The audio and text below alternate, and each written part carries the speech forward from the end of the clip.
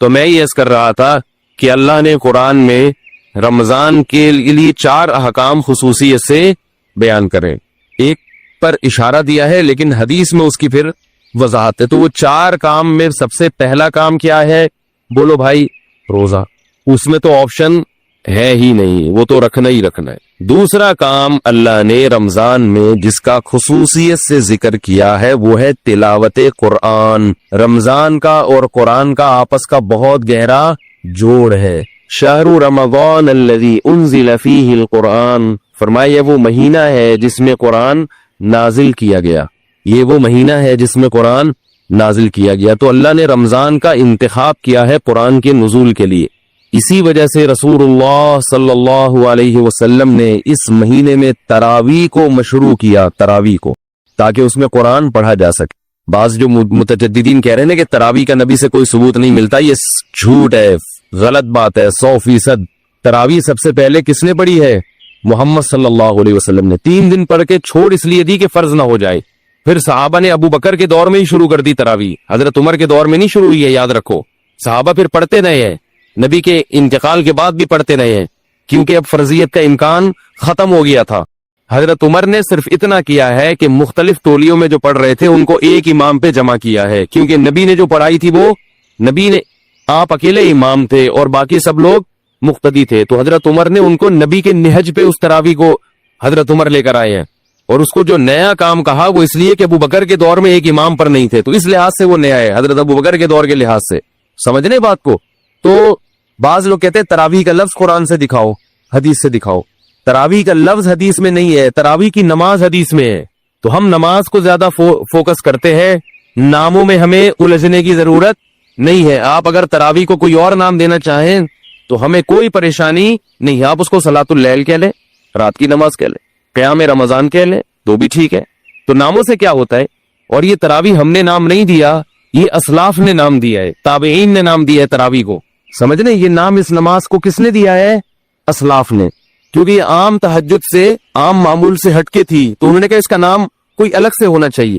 بعض لوگ کہتے ہیں پورے قرآن میں تراویح کا لفظ کہیں نہیں ملتا، نہ حدیث میں ملتا، لہذا یہ بدعت ہے۔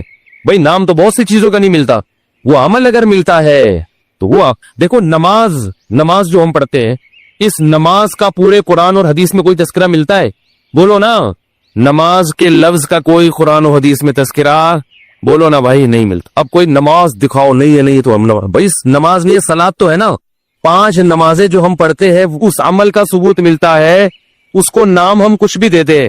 عربی میں اس کو صلاۃ کہتے ہیں، قرآن نے اس کو صلاۃ کہا، اردو میں ہم اس کو کیا کہتے ہیں؟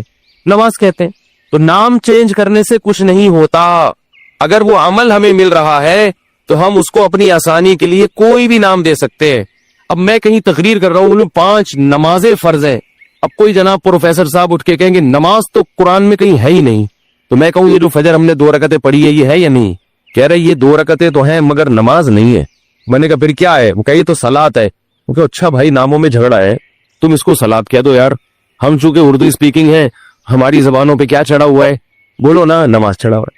تو بھائی نبی صلی اللہ علیہ وسلم سے رمضان میں الگ سے جماعت کے ساتھ 3 دن تراویح پڑھانا ثابت ہے، لیکن اس کو آپ نے تراویح کا نام نہیں دیا۔ ابو بکر رضی اللہ عنہ نے بھی اس کو تراویح کا نام دیا، حضرت عمر نے بھی نام نہیں دیا، لیکن ایک نماز بہرحال اس کا وجود اور ثبوت ہو گیا۔ اب جب ہو گیا تو پھر اسلاف نے آسانی کے لیے اس کو الگ نام دے دیا، کیونکہ وہ الگ نوعیت کی نماز تھی۔ تہجد کی نماز جماعت سے نہیں پڑھی جاتی، نفل نماز میں لوگوں کو بلا کے اکٹھا کر کے اتنی بڑی جماعت قائم کرنا بدعت ہے۔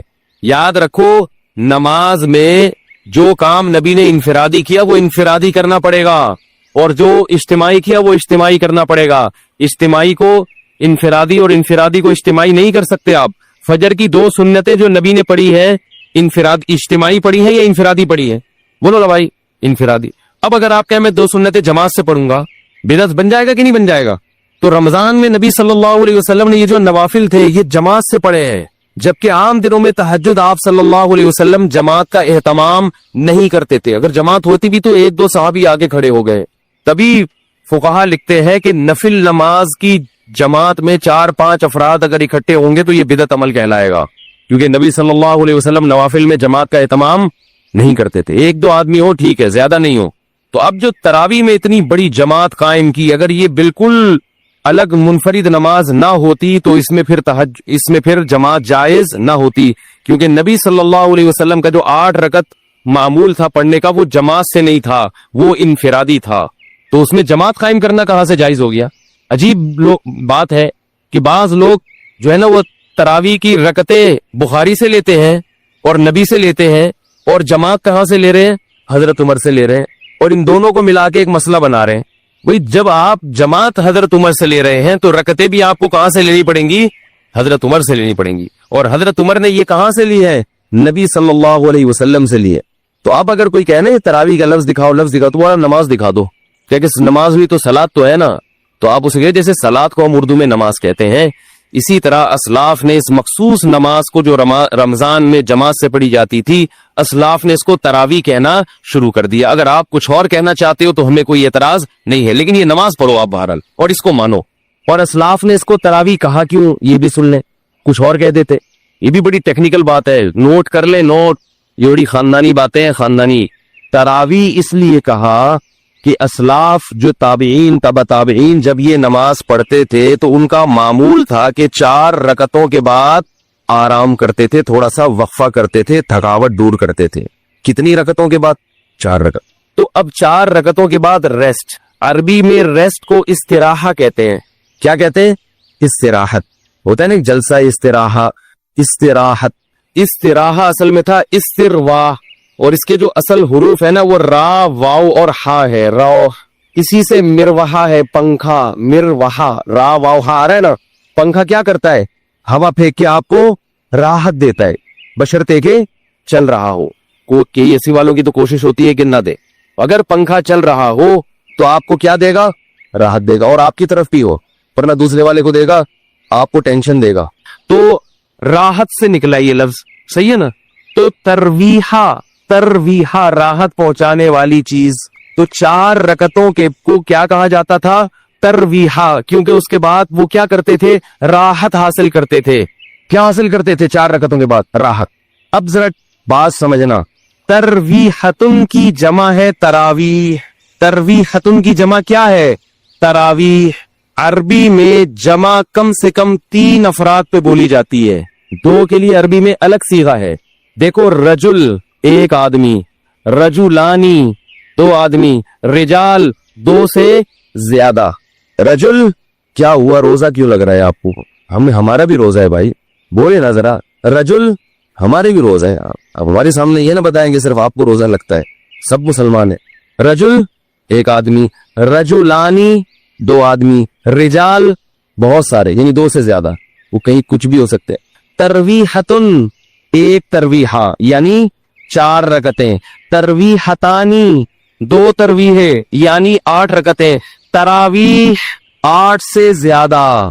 پتہ یہ چلا کہ اسلاف کے دور میں 8 رکعت تراویح کا تصور نہیں تھا، ورنہ وہ اس کو ترویحتانی کہتے۔ تراویح، آپ لوگوں نے قسم اٹھائی ہوئی ہے بھائی، جملہ مکمل کیا کریں۔ اگر وہ 8 رکعتیں کا معمول ہوتا اسلاف میں تو وہ اس کو ترویحتانی کہتے، تراویح نہیں کہتے۔ مصنف ابن ابی شیبہ کی روایت جا کے دیکھ لیں۔ اور مزے کی بات یہ کہ عربی میں جمع کی 2 قسمیں ہیں، ایک جمع قلت اور ایک جمع کثرت۔ جمع قلت کہا جاتا ہے 9 تک کے افراد، اور جمع کثرت اس سے بھی زیادہ۔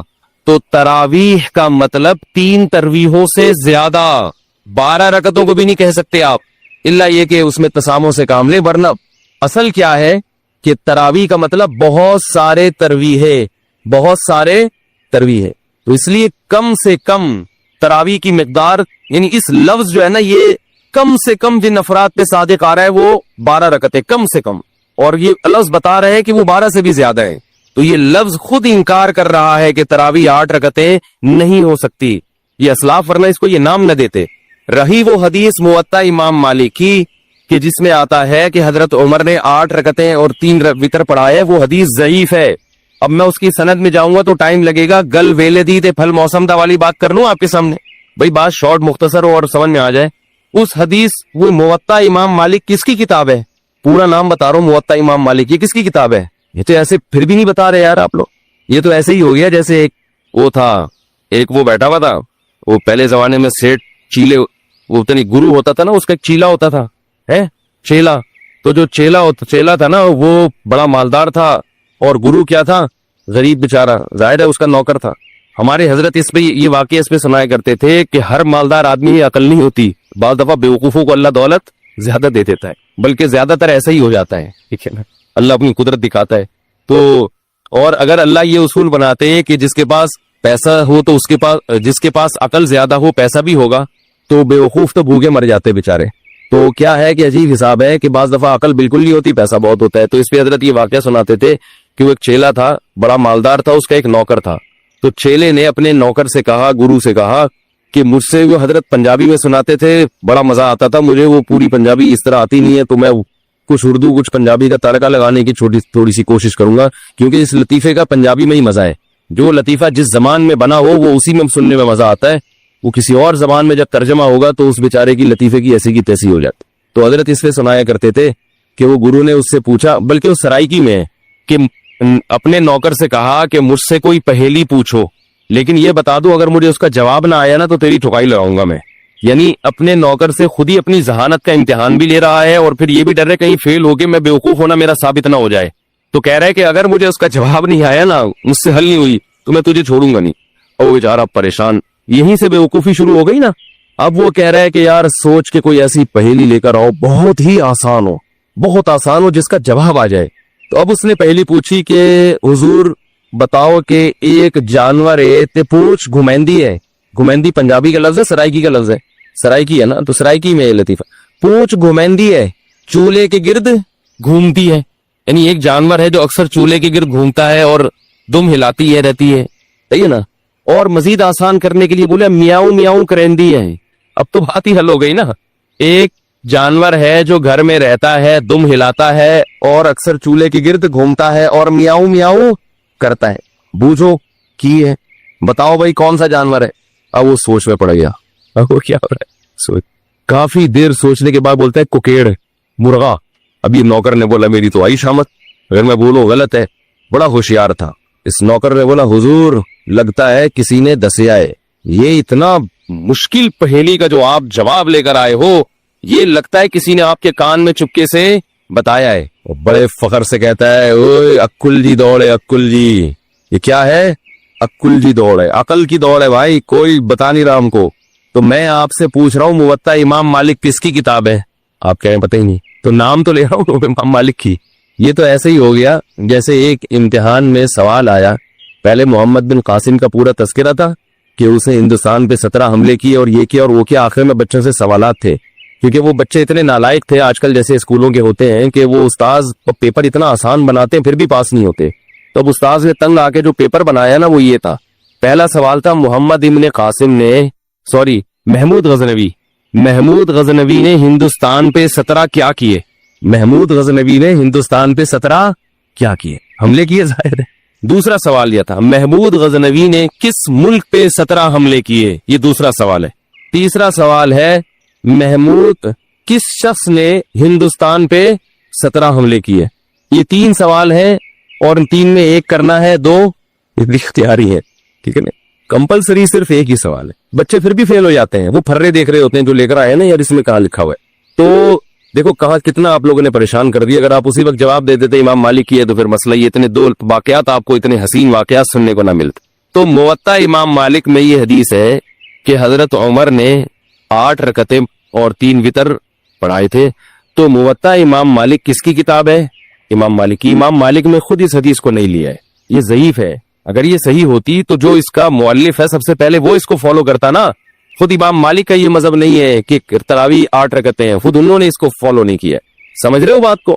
تو اس لیے جو مجتہدین ہیں، جو فقہاء ہیں، ان کی بات کو مانو بھائی، جو ساری دنیا چلتی چلی آئی ہے۔ اب یہ تو اب رواج ہو گیا اتنا، پھر بھی بار بار میں یہ کہتا ہوں کہ لڑنا نہیں چاہیے ان چھوٹے مسائل میں، بس آپ کا نظریہ درست کرنا، موقف اپنا سامنے رکھنا مقصد ہے۔ پھر بھی کوئی 8 پڑھ رہا ہے، 20 پڑھ رہا ہے تو کسی پہ طنز نہ مارو۔ لوگ کیا کرتے ہیں کہ ایک دوسرے پہ طنز کرنا شروع کر دیتے ہیں، تو آپ اپنے آپ کو متبع سنت سمجھے اور دوسرے پہ طنز مارے، یہ طریقہ غلط ہے، اور نبی صلی اللہ علیہ وسلم کے نہ یہ اخلاق ہے نہ یہ سیرت ہے۔ وہ بولیں بھائی اس بیچارے کی جو سمجھ میں آیا، اس کو نبی کا جو طریقہ اس کی سمجھ گیا، وہ اپنے حساب سے سنت کو فالو کر رہا ہے، تو ٹھیک ہے، اس کو اگر وہ اجتہادی خطا پہ ہے تو اللہ تعالیٰ پھر اس کو, اگر وہ اس میں صلاحیت ہے اجتہاد کی اور خطا ہو رہی ہے تو اللہ اس کو ثواب دے دے گا اس کا. تو دو کام میں نے بتا دیے. دوسرا کام کیا ہے؟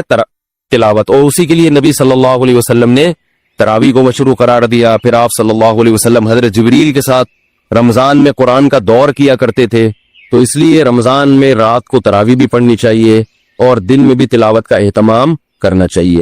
تیسرا کام جس کا حدیث میں ذکر ملتا ہے اور قرآن نے اشارہ بھی دیا اس کی طرف, وہ کیا ہے؟ صدقات و خیرات کی کثرت. روزہ رکھنا آسان ہے, مال خرچ کرنا مشکل. آج کل لوگ منتیں جو مانتے ہیں نا کہ میرا یہ کام ہو گیا تو یہ کروں گا, یا خواتین جو منتیں مانتی ہیں, نماز روزے کی تو منتیں مانی جاتی ہیں, پیسے خرچ کرنے کی منتیں نہیں مانی جاتی. دکھتی رکھ پہ ہاتھ رکھا کہ میں نہیں رکھا, میں نے پیسے خرچ کرنے کی منتیں نہیں مانی.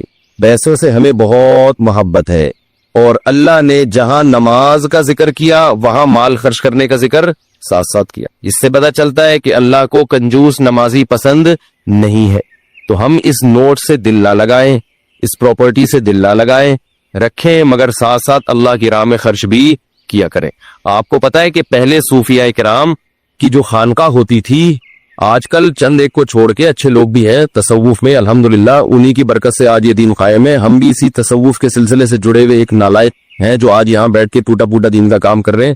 تصوف پر رد ہرگز مقصد نہیں ہے, کسی کا مذاق اڑانا مقصد نہیں ہے, لیکن بہت سی خانقاہیں کھانے پینے کا ایک ہوٹل بنی ہوئی ہے, لنگر فری کے چل رہے ہیں اور مریدین آگے پڑے ہوئے کھا رہے, کھا کھا کے گردنیں موٹی ہو رہی ہیں. جب ان سے پوچھا جائے کہ تم یہاں کیوں پڑے ہوئے ہو تو کہتے ہیں ہم اصلاح کرنے کے لیے آئے ہوئے. ہم کیوں آئے ہوئے ہیں؟ اصلاح کرنے. چلو پھر بسم اللہ کرو, کھانا کو. پھر وہ سیٹ کوئی وہ لے آیا, دیگ لے آیا بریانی کی. تو بھائی کوشش کیا کرو جتنا ممکن ہو کھانا اپنے پیسوں سے کھایا کرو.